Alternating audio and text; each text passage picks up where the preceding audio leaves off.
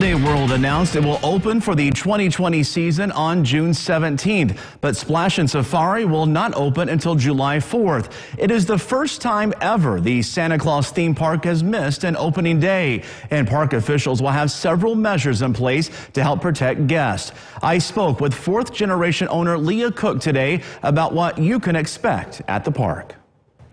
Leah, thanks for joining us tonight. In a normal world, Holiday World would be open right now, but our world is anything but normal. You have now said that you have an opening date for June 17th. How did you decide on that date? Well, the governor's order said that we could open at 50% on June 14th, and we've decided that we wanted to give our season pass holders a couple days before the rest of the public gets to enjoy the park. So June 14th will be for Platinum Season Pass holders. June 15th will be for Platinum Season Pass holders and Season Pass holders. And then June 16th will be for all of our Season Pass holders. And what about Splashin Safari? You're now looking at a target date of July 4th to open, is that right? That's correct. We really wanted to take a phased approach in opening this. You know, the worst thing we could do is open and be unprepared. So we really want to make sure that before we move up a step in our opening plan, we wanted to make sure that we had everything set and ready to go. And you have a new policy this season that the ticket you buy is only valid for a certain day. Why is that? And explain how that process will work. So rather than make a reservation online for a certain day, we wanted to keep things as simple as possible. And so we felt, we looked at our data, and most of the time consumers buy, maybe 1 day or 2 days in advance before they come. So most of the time they already know when they're coming. So we took that information and we decided to kind of build a model. So we assume a certain number of season pass holders are going to come on a certain day. And then we kind of use that estimate and we figure out how many other tickets we can sell. Sounds like you've been doing a lot of planning behind the scenes there.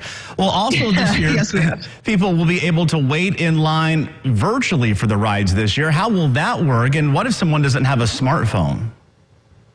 So we're really excited about this queue-less system. So now you won't have to wait in a normal line like you normally would. Now we're going to have a socially distanced option. So you'll be able to go check in on your phone. It'll be a simple web app. You won't even have to download an app before you go. You'll just pick your ride based on the wait time, show up at the time that they say to show up, and you'll only have to wait 5 to 15 minutes. Which I think is a pretty sweet deal. And if you're not a smartphone user, we'll have a wristband option as well, and you'll just scan it at the entrance to any ride you want. They'll tell you when to return, and it's as simple as that. Well, let's talk about social distancing. How do you plan to enforce that, and will visitors be required to wear face masks? So for social distancing, we've got a lot of different solutions depending on the area.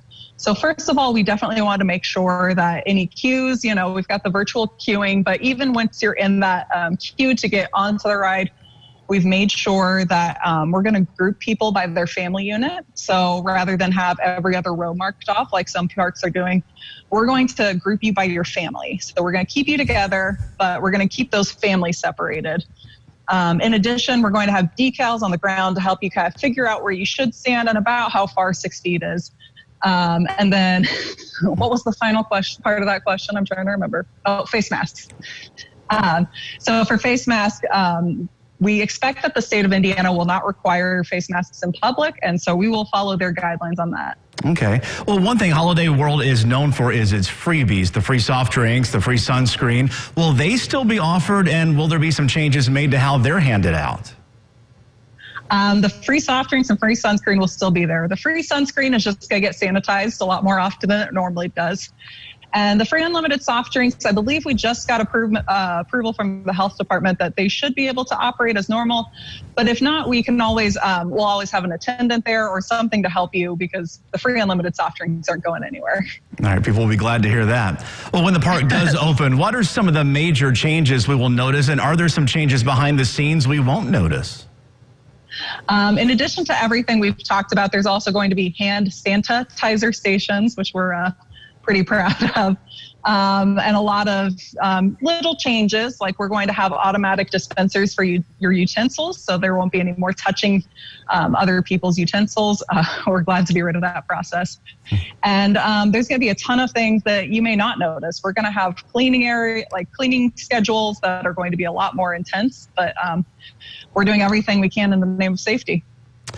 Cheetah Chase was set to open this season, but there was also a setback in construction at one point. Will it be ready to go when the park opens? We expect Cheetah Chase to be ready to go when we open the water park on July 4th, and we may even be able to open the water park a little bit sooner depending on how we're doing operationally. All right. Well, Holiday World is family owned. Several members of your family are involved in the day-to-day operations. And this was the first time that Holiday World has missed an opening day in its history. How difficult of a decision has this been for your family? And how does not being open for a month and a half affect the family business?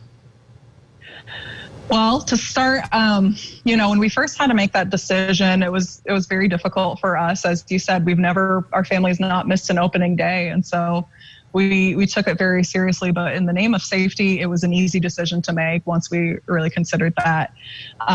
But we're so excited, it means the world to my family to go into the park and to listen to people having fun.